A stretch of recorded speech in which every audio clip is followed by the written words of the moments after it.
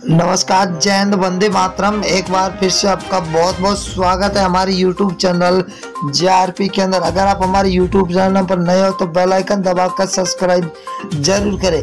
आपको बता दें कि मध्य प्रदेश के अंदर 230 सीटों पर विधानसभा चुनाव का बिगुल बज चुका। अब 2023 के दिसंबर महीने में विधानसभा के चुनाव है और उससे पहले आपको बता दें कि मध्य प्रदेश का सबसे बड़ा ओपिनियन पोल सर्वे निकल के आ चुका है। क्या वाकई में आपकी बार मध्य प्रदेश के अंदर सत्ता परिवर्तन की लहर आ चुकी है या फिर कांग्रेस की सरकार बनने वाली है?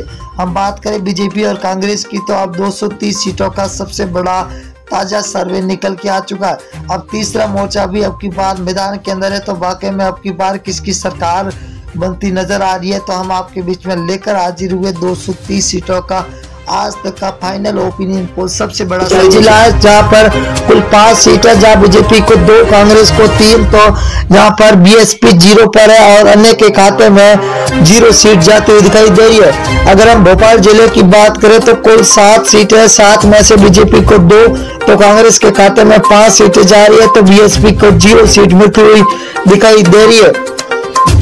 धार जिला की बात करें तो धार जिले के अंदर कुल 7 सीटें, 7 में से बीजेपी को 4, कांग्रेस को 3 और बीएसपी को यहाँ पर 0 सीट मिलती हुई दिखाई दे रही है। सतना जिले की बात करें तो कुल 7 सीटें, 7 में से बीजेपी को 3, कांग्रेस को 4 सीट और बीएसपी को 0 सीट मिलती हुई दिखाई दे रही है। अगर हम सीधी जिला की बात करें तो कुल 4 सीटें, 4 में से बीजेपी को 1 सीट मिल रही है, वही कांग्रेस के खाते में 3 सीटें जा रही है, तो बीएसपी को यहाँ पर 0 सीट मिलती हुई दिखाई दे रही है। अगला जिला है सिवनी जिला, जहाँ पर कुल 4 सीटें, बीजेपी को 2, कांग्रेस के खाते में 2, तो यहाँ पर बीएसपी को 0 सीट मिलती हुई दिखाई दे रही है। अगले जिले की बात करें तो बड़वानी जिला है, जहाँ पर कुल 4 सीटें, 4 में से बीजेपी के खाते में 1 सीट जाती हुई दिखाई दे रही है, तो कांग्रेस को 3 सीट, वही बीएसपी के खाते में 1 सीट जा रही है, तो अन्य के खाते में 0 सीट मिलती हुई दिखाई दे रही है। अगर हम सागर जिले की बात करें तो 8 सीट है, जहाँ पर बीजेपी को 3,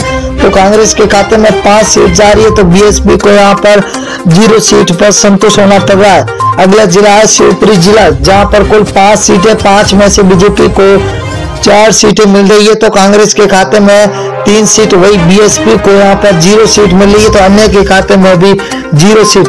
बैतूल जिला है, बैतूल जिले के अंदर कुल 5 सीटें, 5 में से बीजेपी को 2 और कांग्रेस के खाते में 3 सीटें जा रही है, तो यहाँ पर बीएसपी को यहाँ पर 0 सीट मिलती हुई दिखाई दे रही है।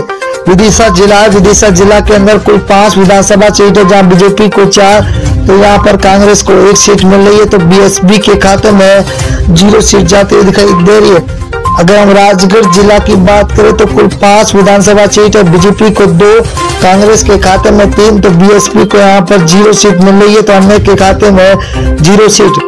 अगर हम ग्वालियर जिला की बात करें तो यहाँ पर कुल 6 विधानसभा, जहाँ बीजेपी को 2, तो कांग्रेस के खाते में 0 सीट जा रही है, तो यहाँ पर बीएसपी का खाता खुलता हुआ 1 सीट मिलती हुई दिखाई दे रही है। अगर हम देवारा जिला की बात करें तो देवारा के अंदर कुल 5 विधानसभा, जहाँ बीजेपी को 1, कांग्रेस को 4, तो बीएसपी के खाते में 0 सीट मिलती हुई दिखाई दे रही है, तो अन्य को यहाँ पर 0 मिलती हुई दिखाई दे रही है। उज्जैन जिला, उज्जैन के अंदर कुल विधानसभा 7 सीटें, जहाँ बीजेपी को 5, कांग्रेस को 2, तो बीएसपी के खाते में 0, तो अन्य के खाते में भी 0 सीट जाती हुई दिखाई दे रही है। अगर हम जबलपुर जिले की बात करें तो 8 विधानसभा सीटें है, जहाँ बीजेपी को 3, कांग्रेस को 5, तो बीएसपी के खाते में 0 सीट मिल रही है, तो अन्य को भी यहाँ पर 0 सीट मिल रही है। अगर हम कटनी जिला की बात करें तो कटनी जिले के अंदर 4 विधानसभा, यहाँ पर बीजेपी और कांग्रेस को 2-2 सीटें मिलती हुई दिखाई दे रही है, तो बीएसपी और अन्य के खाते में 0 सीट मिलती हुई दिखाई दे रही है। इंदौर जिला की बात करें तो इंदौर जिले के अंदर कुल 9 विधानसभा, जहाँ बीजेपी को 3, कांग्रेस को 6, तो बीएसपी के खाते में 0 सीट जाती हुई दिखाई दे रही है। अगले जिले की रुख करें तो छिंदवाड़ा जिला है, जहाँ पर कुल विधानसभा 7 सीटें है, जहाँ बीजेपी को 1, कांग्रेस के खाते में 6, तो बीएसपी को 0 सीट मिल रही है, तो अन्य के खाते में 0 सीट जाती हुई दिखाई दे रही है। अगर हम सीहोर जिले की बात करें तो यहाँ पर कुल 4 विधानसभा, बीजेपी के 1 और कांग्रेस को 3 सीटें मिल रही है, तो बीएसपी के खाते में यहाँ पर 0 सीट मिलती हुई दिखाई दे रही है। अगला जिला है बालाघाट जिला, जहाँ पर कुल 6 विधानसभा है, जहाँ बीजेपी को 2, कांग्रेस के खाते में 4 सीटें जा रही है, तो बीएसपी को यहाँ पर 0 सीट मिलती हुई दिखाई दे रही है। अगला जिला है मोरैया, मुरैना जिला के अंदर कुल 6 विधानसभा, 6 में से बीजेपी के खाते में 2 जा रही है, तो वही कांग्रेस के खाते में 4 सीटें जा रही है, तो बीएसपी को तगड़ा झटका लगता हुआ दिखाई दे रहा है। अगर हम बात करें अगले जिले की और दोस्तों, तो बहुत ही बड़ा जिला आ चुका है, सततपुर है। सततपुर के अंदर 6 विधानसभा है, बीजेपी को 2, कांग्रेस को 4, तो बीएसपी को 0 सीट। रायसेन जिला है जहां पर कुल 4 विधानसभा है, बीजेपी को 1, कांग्रेस को 3, तो बीएसपी यहाँ पर 1 पर है। तो